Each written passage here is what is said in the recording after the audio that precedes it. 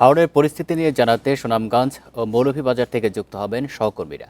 শুরুতেই সুনামগঞ্জ থেকে জানাবেন সহকর্মী তানফির আহমেদ। তানফির, আজকের বৃষ্টিতে নতুন করে কোনো এলাকা প্লাবিত হয়েছে কিনা, আর ধান কাটা নিয়ে কৃষকদের ভোগান্তির চিত্র জানাবেন।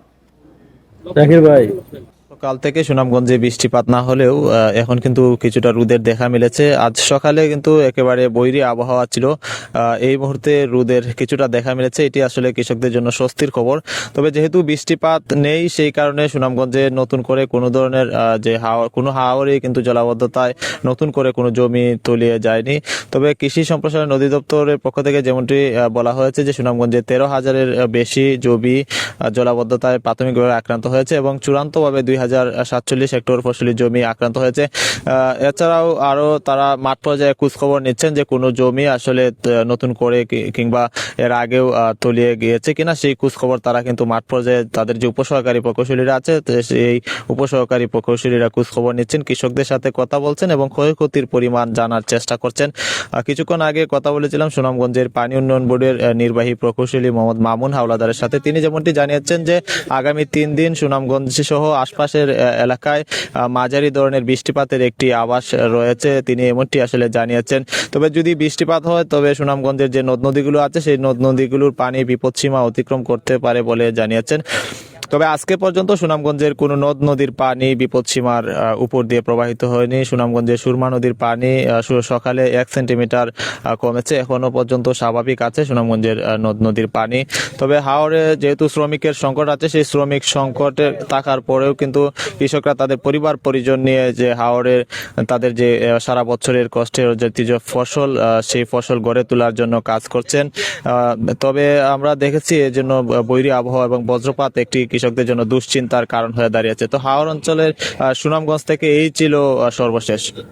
তানভীর, আপনি থাকবেন আমাদের সাথে। আমরা এবার মৌলভীবাজারের পরিস্থিতি জানবো। সেখান থেকে আছেন সহকর্মী তৈনুর রশিদ।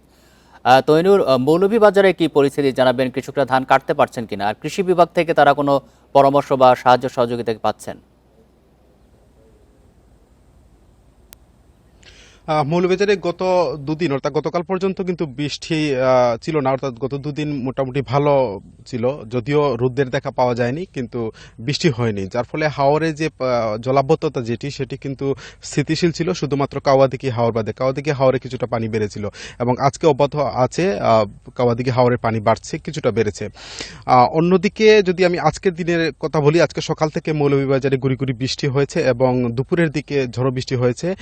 এই মুহূর্তে বৃষ্টিটা কিছু বন্ধ হয়েছে, সূর্যের আলো নেই, যার ফলে কৃষকরা যে ধান যে ভেজা ধান বা পানির নিচ থেকে যে ধানগুলি তুলে আনছেন সেগুলি কিন্তু তারা শুকাবেন সেরকম রোদ নেই, যার ফলে একটা দুশ্চিন্তা কাজ করছে হাওর পাড়ের কৃষকদের মধ্যে। তারা সেই ধানটির মধ্যে পচন ধরার একটি শঙ্কা রয়েছে, কিছু কিছু ক্ষেত্রে পচনও ধরেছে।